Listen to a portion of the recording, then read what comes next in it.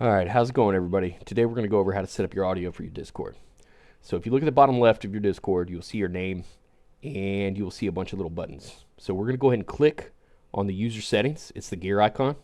Click on that, and then you're going to, on this list right here, you're going to find voice and video. We're going to click on that, and then up top, you will see input device and output device.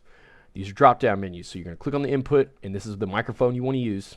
Click that, and then click on the output, and this will be the speakers you want the voices to come through.